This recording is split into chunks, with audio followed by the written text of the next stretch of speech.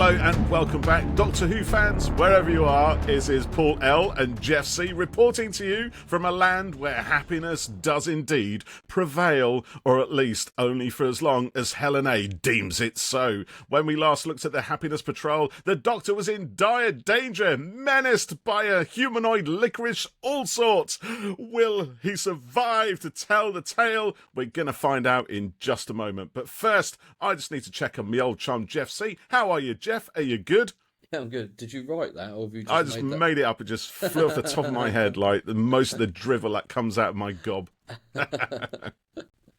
Very Yeah, good. so you're good then, are you? You're in a Yes. good place today? Yeah. Yeah. Looking forward to watching the rest of this. Indeed, yes. We've still got episodes 2 and 3 Yes. to watch. And dear listeners, as always, with our commentary / reviews / rewatches, should you wish to watch along with us, please do so. Feel free. Queue up your Blu-ray, your iPlayer, your VHS, whatever it might be. And when Geoff gives a countdown, press play. We are watching the originally transmitted version of Paradise Towers, not the special edition, which was out on the... Patrol.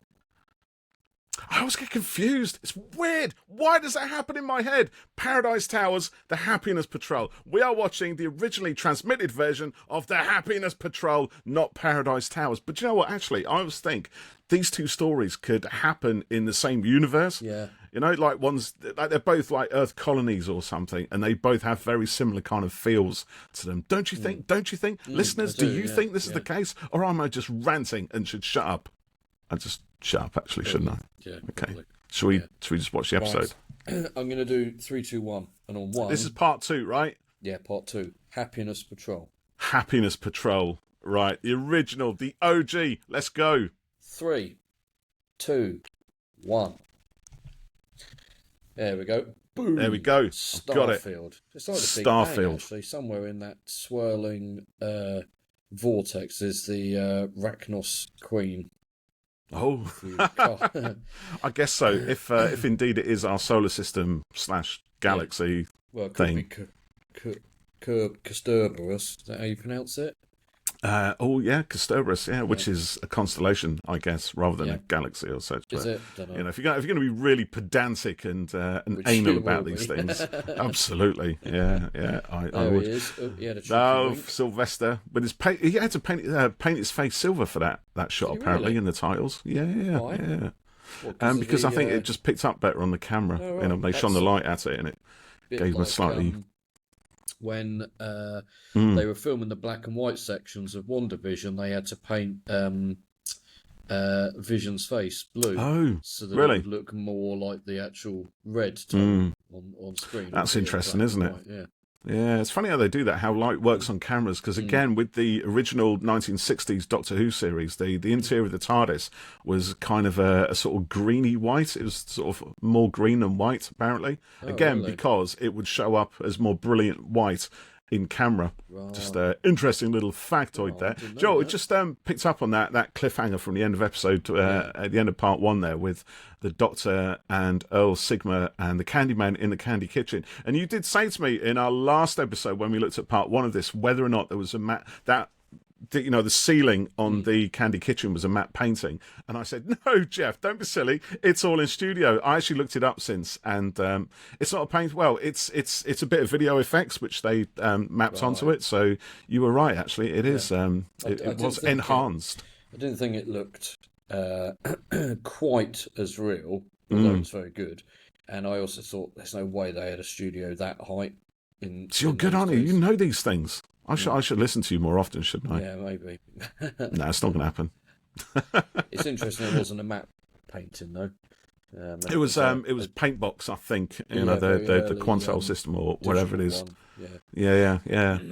People So moan, this is interesting. This looks like they're in for a haircut, doesn't it? Yeah. People moan. Yeah, about, No, I was just going to say something, and you cut me off. Oh, did I? Sorry, I couldn't hear you. I'm going to turn your volume up so I can actually hear you. People moan about CG being too overdone in films these days, and as we talked about with reference to Alien Romulus the other day, and I think maybe there is some overusage of it on some things, but it enables us to create worlds and places and things that you just literally couldn't do otherwise. And, people have been doing it in one form or other, depending on what the technology is, since, way back when. Since forever.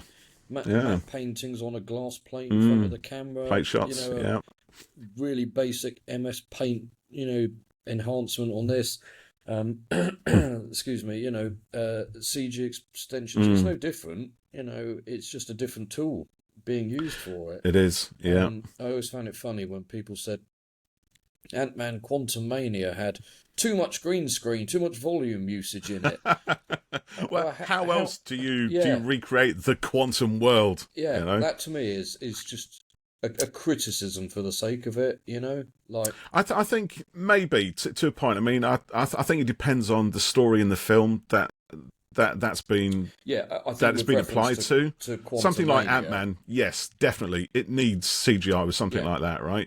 But when you look at some other Marvel films, just as an example, right, I'm not having a dig at them, but when all the helmets are CGI, is that not a step too far? Just wear the fucking helmets, But no, they got to make them look cool by having them go flop, flop, flop, flop, flop all over their heads. Just wear the helmet, you know.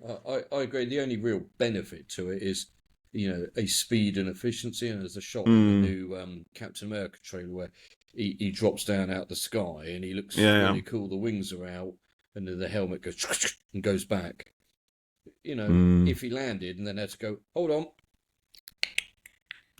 take it all off, But when you look at something like Mission Impossible as well, right? Now Mission Impossible is brilliant because it uses a lot of actual stunts, like a lot of the Bond films, they use actual stunts, which is great. It gives more of a feeling of immediacy to know that somebody actually risked life and limb to bring you this shot. And when in the case of MI, it turns out it was actually the lead actor himself who pretty much did that, then it just kind of, I think it gets you more in the feels. Yeah, it does. With CGI, you do a stunt on CGI, and it's like, well, so what? I've seen that in a video game. It's you kind of get used to it, perhaps slightly desensitized. It depends what the thing is, though. Captain Marvel flying. Well, actually, you'd think it's going to be CGI for some of it, but actually, quite often they're on gimbal rig things, flying them around. But that's always a lot of fun. In John Wick, there's CGI bodies and stuff in there, which is a film that's largely, real. But they use green screen. The bit when he's riding a motorbike, he's on a horse and the motorbikes are chasing him, or the other way around. It's all shot on a green screen in a studio. Because you can't do that for real. Well, not to have the control that you want on it, So I just think it's, people love to criticise and, not everything in a Marvel film is CGI. And back to Doctor Who, anyway, because obviously this is really relevant to the Happiness Patrol. Well, I'd like to think people tune in to listen to our other ramblings as well. Well, indeed. And she looks like she's got a cinema ice cream seller's tray. I know, I love that. Yeah. Brilliant, isn't it? Is this Priscilla P, I think, isn't it? She's absolutely crazy bonkers. She would shoot anyone so much as look at them. This is this is quite interesting as well, actually. This thing with the Doctor and L Sigma down in the tunnels, setting up something which is going to happen later on in the episode by pointing out that there's a very delicate crystalline structure of brittle sugar hanging over their heads, which could collapse if he plays his harmonica at the right note, perhaps. So be careful. You see things like that in a story and you think, just wonder what's going to happen in this story's climax, and but rather it's signposted rather than it just suddenly happens. Well, that's the thing, you got to signpost it, otherwise it just comes out. It just kind of depends how you do it, I guess, doesn't it? You'd call it a Deus ex machina ending. Yeah, the hand of God. Which happens quite a lot in the new series. This is a lot of fun as well. I know I said previously, it's genius. I love Gilbert M and the Kandy Man. Their relationship, he just comes across as someone who just I don't know how to explain it. They're almost like like lovers, husband and wife or something. They're a married couple. That's what they are. Yeah, He's created his own wife as Gilbert M. and she's currently holding a hand to his throat. It's brilliant. I still can't look at the eyes. They're like, They freak you out, don't they? Yeah. This is mad as well. So the Doctor and El Sigma in the tunnels, they discover one single footprint, not a trail of footprints, one single, a very black inky footprint left by one of the pipe people.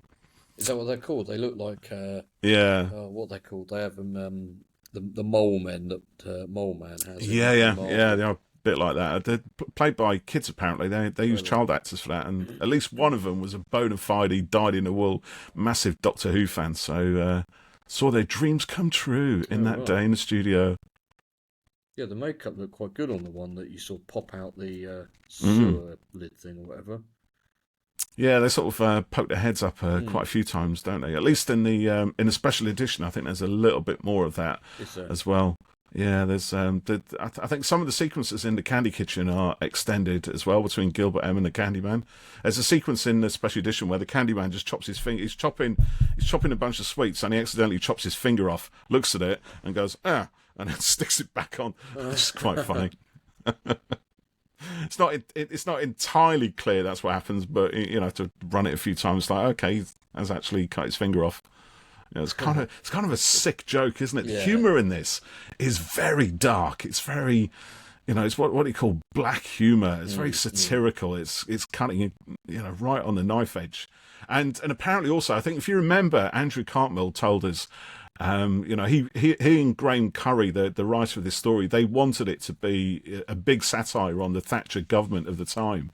But John Nathan Turner said, that's best to avoid that, given that the BBC is allegedly in the pocket of said, conservative government. Sorry, not government anymore, are they? They've always been very right wing. They've always had a bit of something going on there, at least in the bureaucracy of it. So John Nathan Turner probably rightly says, just avoid any of that. Yeah. Sheila Hancock, who plays Helen A, gets the script and thinks, oh, this is Margaret Thatcher, and just runs with it like she's doing Margaret Thatcher. So no one stopped her because it's Sheila Hancock. Why would you? Let her do her thing. She's brilliant, isn't she? Helen A, fantastic. Yeah. What do you think of their hair? I mean, we talked a bit about it last episode, and it's bonkers. But do you think it's the sort of thing that is very 80s and a low budget idea of what sci-fi would look like, and is the sort of thing that possibly went against the show? In this time, it's looking a bit silly. That's an interesting thought, isn't it? Comparison to the mole people here who look good. The hair is, I get why they've got it like that, but it is a bit kind of crackers looking. It's very kind of 80s punk, isn't it? I think sort of pop punk. All they need really is leg warmers, and they'll be right in. But I think yes, to a degree. But I think also actually it matches the story, because the whole idea of those those guys being the Happiness Patrol is that they look OTT kind of glammed up and happy and pink and purple and light happy colours and all that kind of thing, in contrast to all these bleak dark shadowy alleyways. It makes sense completely. But I think anybody watching it, just who's already got some kind of hate against Doctor Who, would look at it and say, exactly what you said. So it works in the context of the story, and it's brilliant. But it also gives those who are looking to hang it by the noose, armory for their nonsense. There you go. That's my thoughts. Yeah, it's Fifi. Fifi. The eyes are really good. He's kind of dozing off. That's great. Yeah. I think again in the special edition, there are quite a few more scenes and some extended versions of the scenes with Helen A and Fifi, and they're really good actually, because they give you a real insight into how dangerous her character really is. How absolutely psychotic and deranged and how desperate she becomes towards the end of it. We do get a feel for it in this version, but it's more so in the special edition. It really, really sells that character a lot more, and in that way, kind of gives a story, I think, a lot more threat, a lot more of a sense of danger, and that the Doctor and Ace are really up against something that is, quite entrenched. It's a sort of fascistic deep state, an oppressive regime, purely hammered in by Helen A's own force of personality. This scene here, the sniper's on the roof. Geoff, do you remember this from before? No. This is a quality scene, my friend. This is one of Sylvester's defining the Doctor moments. This is something else. This is brilliant. There's a slight extension to this in the special edition. It goes on a little bit more. There's some lines that were cut. Whether they add to it or not, I don't really know. But the scene which comes up in a moment when the Doctor confronts them and talks them out of shooting is just brilliant. It's the Seventh Doctor apex. You know what I mean? Is there a Target novel of this? There must be. There is indeed. Yes, I have it on my shelf right here. In fact, there you go. Look at that. The Happiness Patrol. There it is. Written by the screenwriter, Mr. Graham Curry himself. Does it expand upon the story at all? It does a little bit, yeah. The Kandy Man is very different. The Kandy Man is more as originally envisaged, so less like a sweet, more like a nutty nut, a nut job. That's to say, not somebody made out of nuts. Because I started saying that and then realised what was likely to come out of my face. Ferrero Rocher. Yeah, exactly. Is it Ferrero Rocher, or are you spoiling us? It's just a giant croquembouche. It's a Snickers.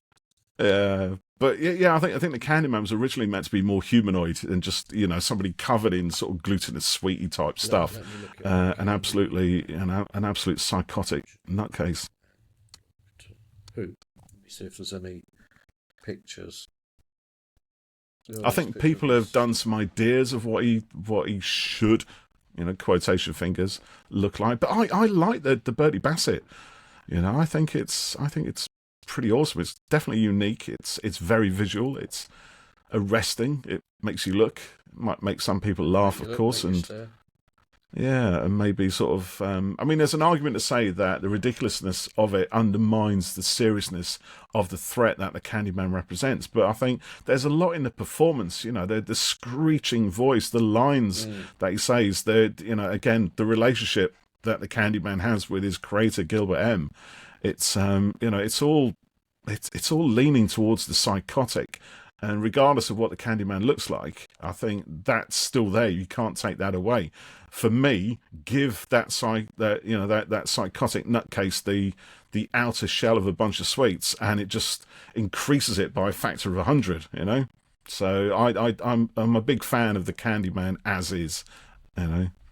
Just looked him up, and I thought I'd knew this. So Kandy Man is the second antagonist in the Happiness Patrol and the main antagonist of the Big Finish series Ravenous One with the 8th Doctor. And that's giving that away then. Well, I think it tells you from the front. Oh, does it? It says after the end of Happiness Patrol, the robot's outer shell dissolves, leaving nothing but his metal insides, which were later discovered by Gilbert M. and Joseph C.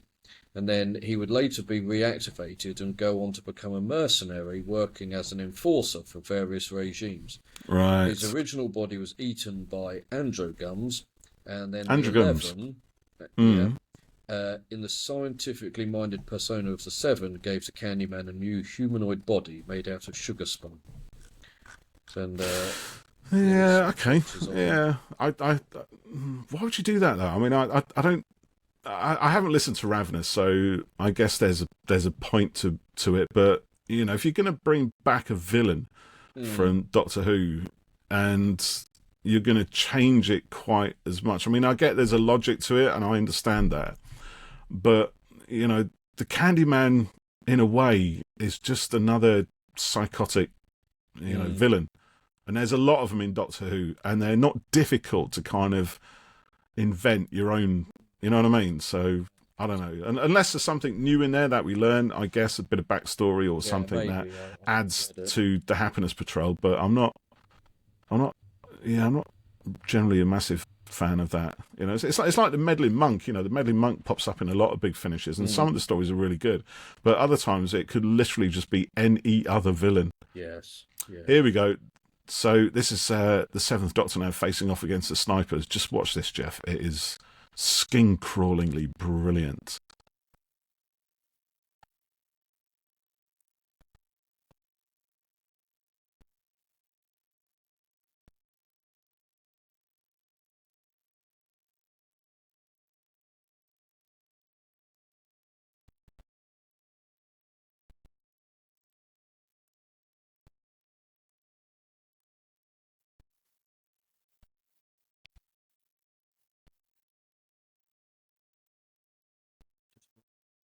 Yeah.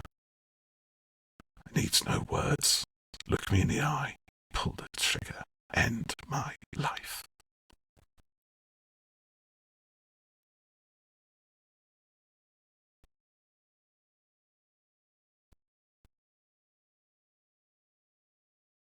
Oh.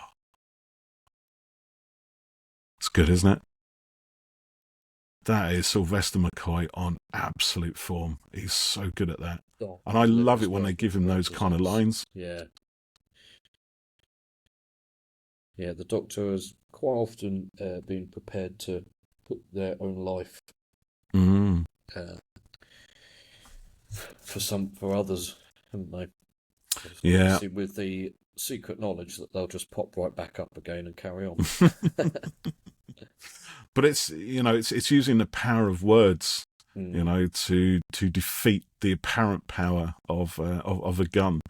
And I'd like to think that words like that could actually change people, but whether they do or not in reality, I don't know. Who knows? But it's a nice thing for the show to kind of show, I guess. Yeah. It's something which is uniquely Doctor Who. You know what I mean? I think a lot of other. The Doctor, is there? Yeah. Ace and the Doctor are separated quite a bit in this, aren't they? But they are. She's, can handle her own. And this is only her. Well, as it turns out, her second story in the running order, because this immediately follows Remembrance of the Daleks, doesn't it? Which was, well, I guess it's her third story if you count Dragonfire. Yeah, I was just going to say, yeah. Unstick me. It's the problem of being made out of sweets. Yeah. Is the fact that if someone spills lemonade, you're going to stick to the floor. Oh dear! And again, this is all crazy. The juxtaposition of the really dark stuff and the bizarre, almost comedic kind of brightly lit colours and incidents is just. It is a bonkers story. It's absolutely bonkers, but I love it so much. Who's he look like, Mr. Ben? Oh, what? Yeah, Mr. Ben, and they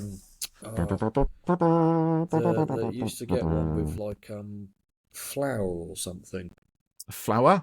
Yeah, a flour. A chef, not like a bowler hatted thing. Do you know what I'm talking about? No.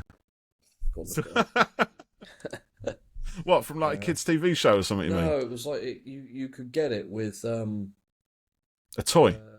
Yeah, it was like we used to have a model thing of it in the kitchen, and it came with bags of flour or something. Oh, the Home Pride Man. Yes. Is that what you mean? Yes. Home Pride flour. Oh my goodness, crikey, Geoff! I don't think you're old enough to remember all that kind of nonsense. There he is. Yeah. Huh. Hey. If you're googling him, enjoy. Yes, that's what we used to have. The Home Pride Man. Home Pride Man. Again, there's it kind of goes back, I guess, to like Terror of the Autons. I don't know if you've seen that one, the third Doctor story, which introduces the Master, and a Time Lord appears to the Doctor, dressed as a kind of standard bureaucrat, government official, tie, suit, umbrella, bowler hat. It's that kind of silhouette, isn't it? Which is almost like shorthand for government bureaucrat, official etc., etc. Yeah. But I think again, it's a lot of fun. So Ace is going to appear tonight at the Forum at the Grand Happiness Patrol auditions. Now, here's something as well, right? So this story takes place in the space of one single night. Yeah. There's a lot of stuff going on for one night, that's for sure. Yeah. I think Graham Curry had originally devised it as happening over a few weeks, to sort of show that, to show the gradual fall or sort of climaxing fall of Helen A's empire, or reign of terror. Yes, I suppose, that would have been hard to get on screen, perhaps, but would have worked quite well to show that length of everything changing. But I think, because we see some demonstrations from the workers, or drones as they're referred to in this, it kind of shows that the whole system is probably already under collapse. And all the Doctor and Ace needs to do really is just poke it and prod it in a few relevant places. That's a bit of a weird cliffhanger, that, isn't it? It is. Yeah, that's suddenly come out of nowhere. I wasn't expecting that. Yeah, I think in a special edition, the cliffhanger is in a different place. Oh, is it? Yeah, I think it was scripted to be something else. Can't remember now specifically, but do watch it and you will see for yourself. Right, shall we load up part 3? Let's do that. We'll stop these lovely credits and go to part 3. Let me find it. Dun, dun, dun, dun, dun, dun. Oh, 12. You started? No, I'm waiting on you. Okay, yeah, I'm ready to go. Okay, and here we go. 1, 2, 3. Oh, hold on. I've somehow ended up halfway through. Right, hold on. Let me rewind back to start. Apologies, dear listeners. Stop. Geoff is just rewinding back to the start. Please do so yourself so that we can all continue watching this at the same time. All right, here we go. Oh, yeah. 1, 2, 3. Starfield explosion. Do you like the music to this? I do. To this version. I remember watching this when it was on, and I was 8 or 9. Yeah, so I do remember this. Do I like this one?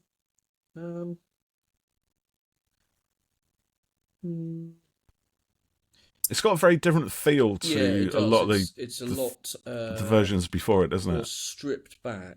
Yeah, I don't dislike any of them, but I probably like Sixties a bit more than this one. Yeah. Sort of borderline banger, really. Borderline banger. Yeah. Interesting. So, yeah, it's very synth heavy, this version. But then I suppose so is Sixties Trial of a Time Lord theme by Dominic Glynn. But I think what the Seventh Doctor's version of the theme tune lacks maybe is a sense of the mysterious and otherworldly, perhaps. I quite like the way the melody is done. Yeah, I do like it. I like the arrangement. Yeah, it feels a bit empty. It needs a bit more to it, I think. Perhaps. And it also has the mid-late in the opening sequence, doesn't it? Which doesn't happen often in Doctor Who. That's usually reserved for the closing credits. Do you have a favourite version of the theme? I don't know, actually. I do like the Fifth Doctor's, theme. The one that started. Who wrote that? I can't remember his name now, but the one, the guitar one. I love it. I do like that. And I like the Eighth Doctor's TV movie theme as well, which weirdly starts with the middle eight, but yeah, there you go. Yeah, it's quite interesting how many variations there are for the same thing, essentially, and how different they are. Indeed. Actually, I rather like the one which we're going to be using soon on our audios. Yeah. That's really good, listeners. Honestly, it is amazing. The definition of banger.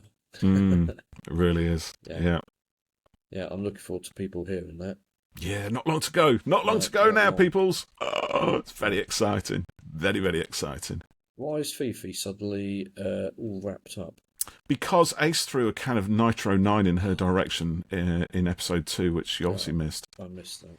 It was a bit blink and you miss it, to be honest, which I think is a casualty of the various edits that had to be made to get this thing into shape. Because I think all the episodes overrun, hence the special edition kind of restores a lot of the stuff that was cut out. There was so much left over. Normally TV is pretty tight, there's not much. Yeah. There's a nice bit as well restored to the special edition, which I meant to point out in episode 2 actually, with Susie Q, Ace's friend, and they're talking about old records and various things. It gives a nice bit of character to. To actually, that might have been part 1. So this here, I just wanted to bring this one up. So this scene here where Earl and the Doctor, sorry, not Earl, Trevor and the Doctor are sitting down on the steps of the Forum. Behind them, there's a doorway, right? And it's quite obviously a painted backdrop. It's a cloth, isn't it, with the picture of a door engraved, painted on it. Yeah. What do you make of that? Because that's obviously a casualty, I think, of this thing being done on the cheap. I mean, looking at it here, I can't really kind of tell. I think they've hidden it quite well. You reckon? But they still do it, on the modern series. When we talked to Johnny Mathers recently about Once Upon a Time, no, War of the Sontarans. Sorry, you see the Temple of Atropos, and there's the stairs that they walk down, and it was a big painted printed backdrop sheet thing hanging at the back there. Yeah. Yeah, they do. I see the way I can reconcile this actually, and I agree. I think it looks all right actually. I think it works again in this story because it is quite obviously a painted cloth, right? But like when you get building works done on like buildings, when they redo the House of Parliament and Notre Dame and stuff like that, they actually paint. Yeah. Don't they? They paint what the building looked like over the tarpaulins that are covering all the construction work going on. And I think that looks a bit like this. Do you know what I mean?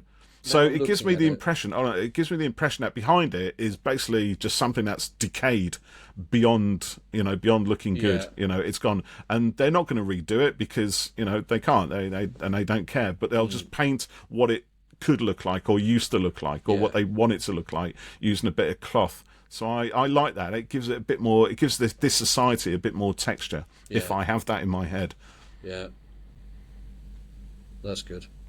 We're back in the pipes. These pipes are quite good, actually. Yeah, they are. Simple but effective. Me of the Angel set for the sewers they used to have. I like the way the pipe people also. They keep saying Ace's catchphrases back at her. They keep going wicked and stuff like that.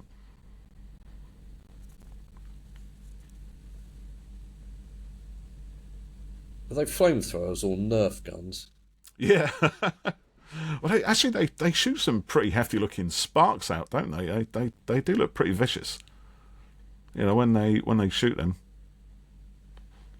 So this is Sylvester McCoy doing his full-on Doctor at the mic thing, isn't it? Stand up. He's got to have heavy. They can't shoot him if he's happy. That's an idea for a story. The Doctor has to go and do stand-up. For some reason, it would have to be the 12th Doctor because that would probably be the most entertaining. Did you notice a little bit of camera shake there? I think as someone walked into the camera. Oh, did they? Yeah.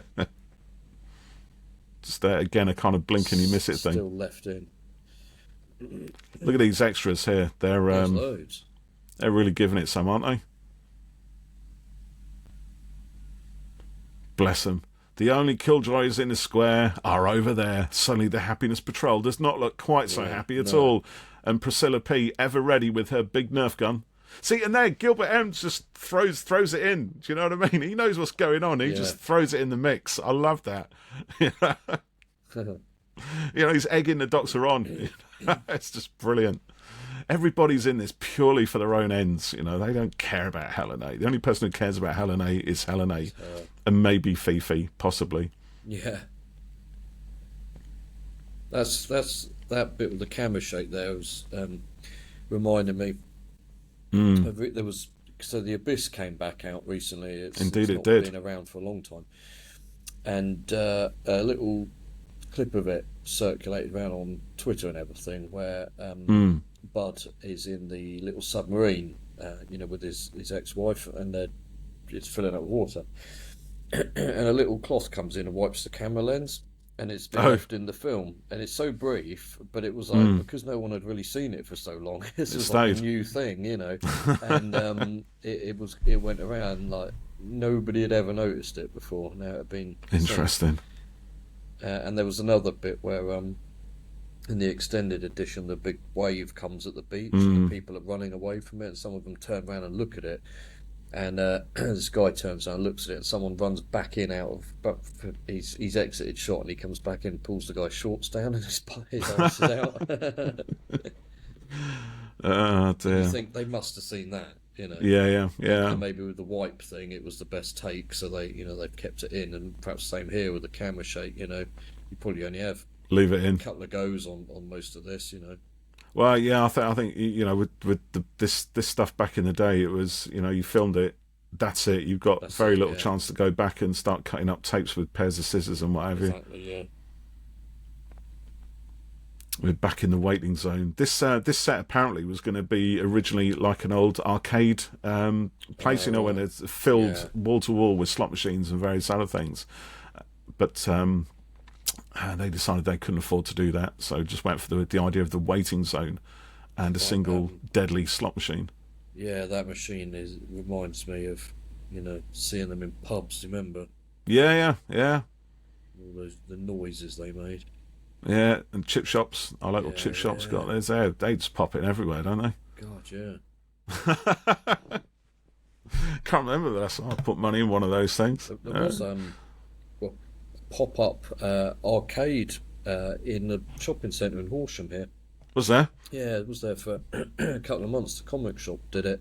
Pac-Man and Outburn and all this sort of thing. And I didn't go in and play, but it looked quite good.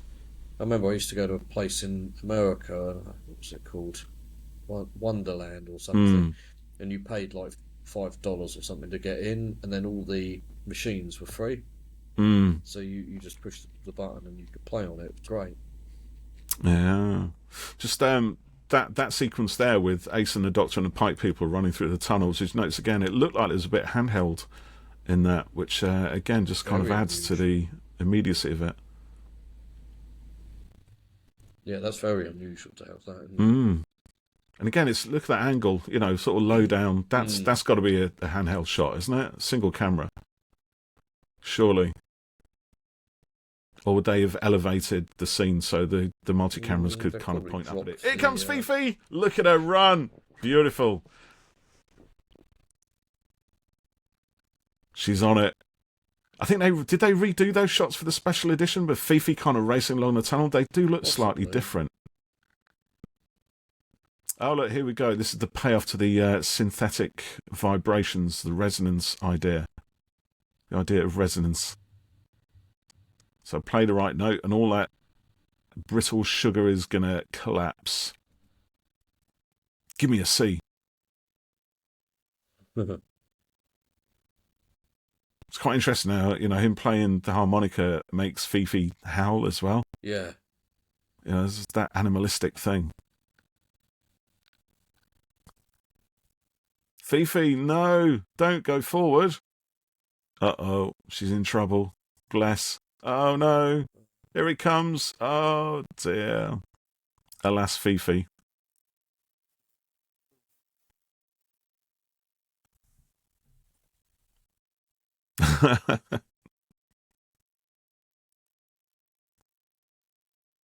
So this is Daisy Kay. Who was it who plays her? Is it Georgina Hale? She auditioned, I think, or wanted to play the role of Helen A. Right. And I don't know if Sheila Hancock had been cast yet, but it was just, she didn't get that. She got this sort of lieutenant's role instead. And I don't know if it's because of that, but there's a real chemistry between these two, I think, in their scenes. You get the sense that Daisy Kay is just ready and waiting to take Helen A's place. Whenever she falters, if she drops a single ball, Yeah. then Daisy Kay She'll is right in the seat. and she would not think twice about offing Helen A in the process. Which again, I think adds to the stress that Helen A is under. The stress caused by the weight of maintaining this system of oppression that she's been built. The stress that she kind of seems to feel, the fact that people aren't happy, and she just wants them to be happy. And then she's got, Daisy K, sort of just lapping at her heels, ready to take over. She slips up.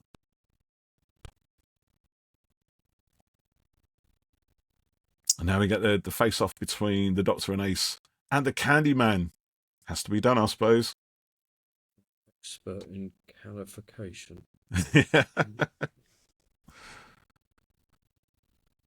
And this is great as well. I think this gives a real sense of what would define Ace and the Doctor's relationship, or part of it. The interplay between the two of them. You know what I mean? The fact Ace has got this poker. The Doctor's distracting the Kandy Man. She's warming it up, and they're pulling the bad guy backwards and forwards, trying to confuse and disorientate and eventually do him over. Yeah, and having been separate for quite a lot of this story, then and that's mad as well. The fact that Kandy Man throws a coin to decide which one he's going to off first. Yeah. It's brilliant. Yeah, I like little moments like that. It's a character thing, isn't it? Oh, definitely. That was lucky. He caught the cold end of the poker. See, again, it's the physical aspect of Sylvester's performance, isn't it? And Ace, Sophie is just up for it all the time. And and I love how in stories going forward, like I said, they play on that a lot between the two of them. They just write stories that force them to do that, and it's great. I don't think we'd really seen anything quite like that in any other Doctor companion relationship beforehand. It's very much always the Doctor kind of takes the lead in these situations. The companion stands by or follows or is bound and gagged. But Ace isn't that sort of companion at all. She's a new sort of companion. She's got, she's much more active. She's much more of an equal to the Doctor than any other companion I think has been before. This is a good point to plug our chats with Sophie Aldred if you haven't listened to those already. A couple of years old now, aren't they? One before Power of the Doctor came out, where she couldn't tell us anything about it. I know, it was when a trailer had just come out, hadn't it? Of, That's right, that trailer. And then we spoke again afterwards where we could talk about it. We got all her behind-the-scenes stories of Power of the Doctor and meeting the other Doctors and everything else. That was great. Yeah, it was really good. Doing her own stunts, parachuting into the TARDIS doors. The parachute brilliant. Bit and how they did that was great. Yeah, perhaps we should try and catch up with Sophie again.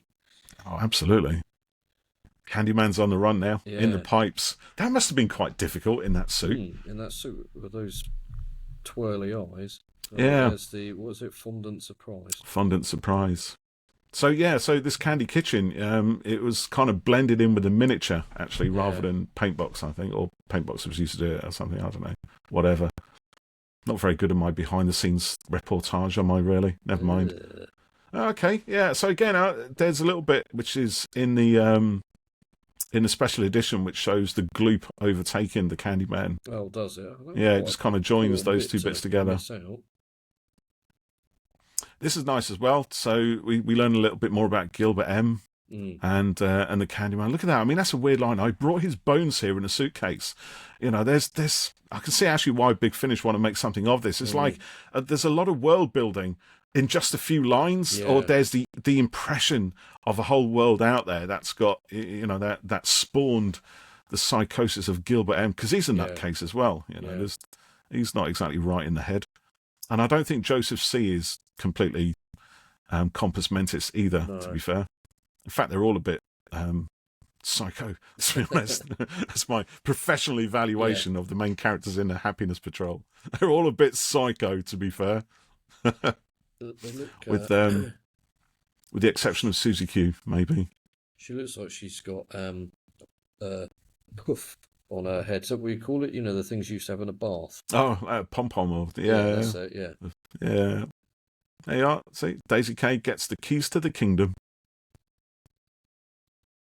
She's quite happy to see Helen A leave, I think. But it's not quite as simple as that, is it?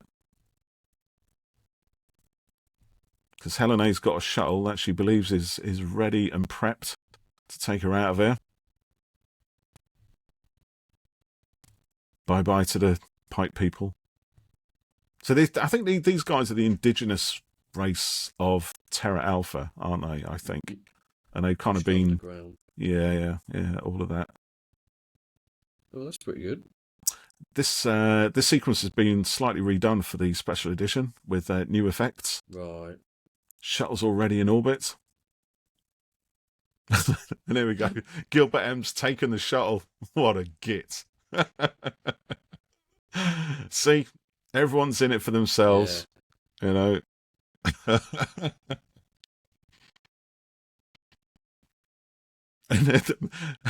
And to make matters worse, the company, I don't know how you put up with. So what are you talking about? It's the husband, Joseph C. Hello, dear. Oh, goodbye, dear. So what's he doing in there? Running off with Gilbert M. You know, they're about to start some new beautiful relationship together out in the stars. You know, I just love that. That is the most bonkers ending to this that anyone could think of. I think it's just great. It's and then the Doctor runs in, faced by Daisy K and her little pop gun. Susan Q. So was there not Susie Quattro? Was she around at the time that this was done? Let's look her up. Do you think that's a little reference there? Susan Q. Susie Quattro, Queen of Punk herself. So Helen A tries to leg it through the dark streets with her suitcase of things. It's not a very big suitcase, is it? She obviously travels quite light. Yeah, she would have been around. Yeah. I wonder if that's her real surname.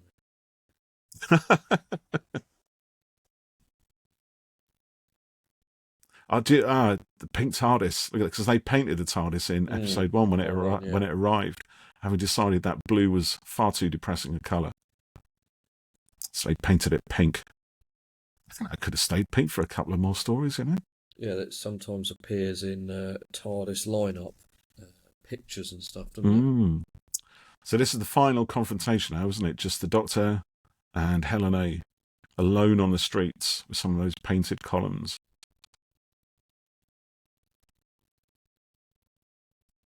You know, there is a sort of theatrical aspect to this, you know, where the set itself looks a bit like theatre with those backdrops and things. You know, that's another take on it, which again I think works, because sometimes the theatre, you know, it could be really powerful, especially in intimate scenes like this, where it's just two people on stage, very low lighting, you know, a couple of spots perhaps, or muted spotlights just picking up the highlights.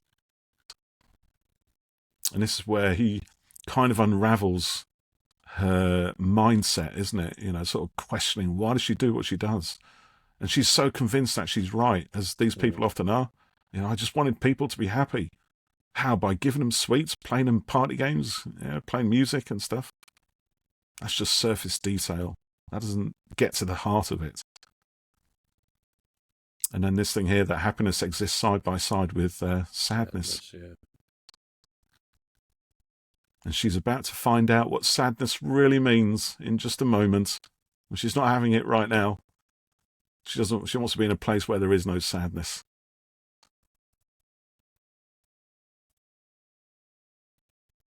You kind of wonder, you know, has something happened to Helen A in her past to make her the way she is? You know, some big tragic event. Yeah, you often don't, you know, we meet these characters, don't we? But don't find out much before. You know, and now what led to them.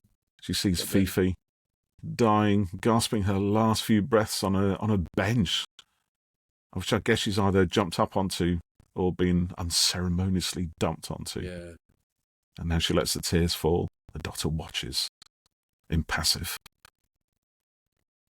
Bit of blues harmonic playing there. 'Tis done. Yeah, she really did love Fifi. She did. That was the only thing she loved. She poured all her love into that creature. And now that it's dead, It's finally coming out of her. So yeah, it'd be a much more interesting story to me than what happens next to the Kandy Man or the resurrection of the Kandy Man would be what happened to Helen A in her past. Yeah. I think. Yeah, that's just maybe my she can thing. reanimate Fifi. Some horrific monster that comes back for revenge on the Doctor. That wasn't quite what I meant, and you know it. That's what I'm going to write. Honestly, so does the TARDIS just go back to being normal? Oh, well, yeah, look, Ace has been painting it. She's done most of it. She's got that last little bit to do. Oh, yeah, I see. It's a bit dark, isn't it? Yeah. Yeah. Well, if they'd had the effects at the time, they could have done like when Capaldi's TARDIS had the Clara Memorial, and then the paint just filters off, flakes away. That would have been cool. That would have been very cool. Well, there you go. That's the end of that. Yeah. So we've already looked at Silver Nemesis, which comes after. And we haven't done Greatest Show in the Galaxy. Do you know, I haven't seen Greatest Show in the Galaxy for a lot of years. You know, it was one of my... I mean, I love this season. 26, I think. Sorry, 25, I think it's great. Yeah. You know, it's... But I love Greatest Show in the Galaxy, but I genuinely haven't seen it for... I don't know, 10, 15 years, long time. So I'm really looking forward to watching it on the special edition, which I'm going to see. We got before I do that, I'm just going to read a few more Facebook comments. But what do you think of that, Geoff? What's your take on the Happiness Patrol? I'd like to go back and watch it again at some point when we're not chatting through it, just to sort of really take it all in. But yeah, it's quite. I like the kind of the world building to it all, and it's a bit like the 60s story that we watched recently. With Al, what was that one? Revelation of the Daleks. Yeah, that was good, and it's kind of similar-ish in a way to that. Yeah, in a way. Can't really elaborate on that, but yeah, I enjoyed it. It was good. Deep thought there. Jeff's face, for those of you listening only, was in deep thought. To Revelation of the Daleks. I never really thought of it like that, but I guess you're right. Actually, there is the satirical edge, the darkness, the bleak, dark humour. The kind of grotesque and the bizarre, sitting side by side with the pink and the pastels and stuff like that. It's the idea that beauty is only on the surface as well, and that there's a corruption deep at the heart of these power structures. Yeah, interesting. Yeah, I never really thought of that. So, we've had. Go on. It's like Die Hard with Sea Devils. I see. There are times when I should interrupt you and continue with it, and that was one of them. Anyway, as I was going to say, I was just going to read out some Facebook comments because we had a few more of those. And this, I'm actually going to read the ones from Doctor Who Infinity, which is one of the groups, one of the Facebook chat groups that we're on. It's a good one as well. So if you're not part of it, do join it. It's usually quite a good bunch of people on here. So we've got people like, we've got Keith Tudor, who says, I've loved seeing the special edition versions. The extra scenes and new effects have always been great. This is talking about season 25, the collection box set. And we've got Michael Herman, who says, so far we watched the Happiness Patrol and that was greatly improved with the newest shots. It looks amazing and Fifi looks so much better. Haven't watched the others yet, but blah blah blah blah blah. And Craig Mullins says, love Behind the Sofa. I do like Behind the Sofa. Do you watch those? Yeah, I have watched some of them. Yeah, they are good. Yeah, they are good. Yeah, it's one of these things where when I go downstairs and the kids are watching the telly and they're watching Gogglebox, and I come out all elitist and on my high horse, and why are you watching Gogglebox? It's shit, right? Literally just point a camera at a bunch of people watching crap telly to make more crap telly. What's the point of that?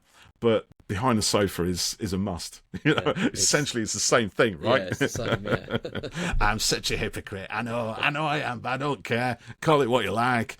So yeah, it's a lot of fun, and I think, I think also looking at the sort of social media forums and what have you, and again, Craig Mullin here saying really enjoyed special editions of Remembrance and the Happiness Patrol. I think the Happiness Patrol is seeing a bit of a renaissance.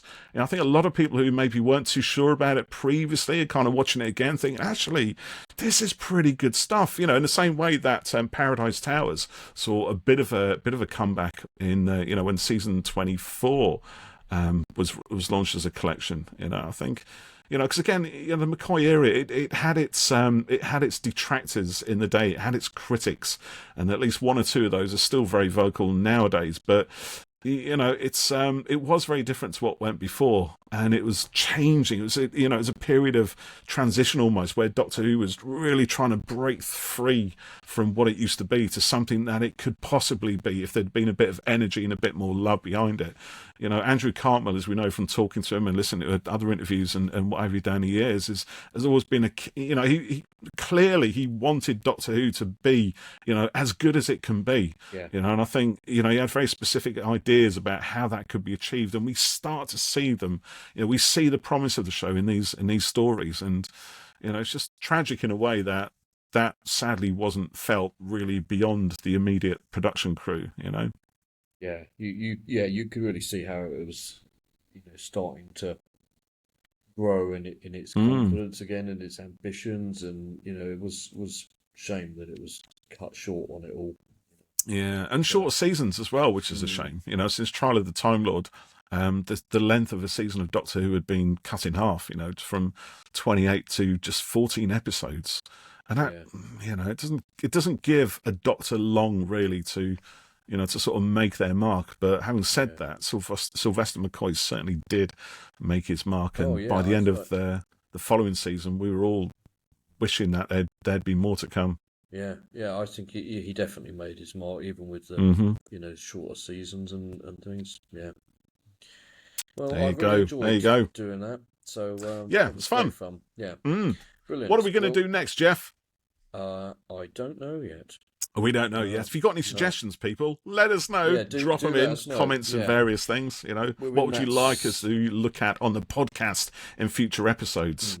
We're in that slightly dry period where there's nothing on.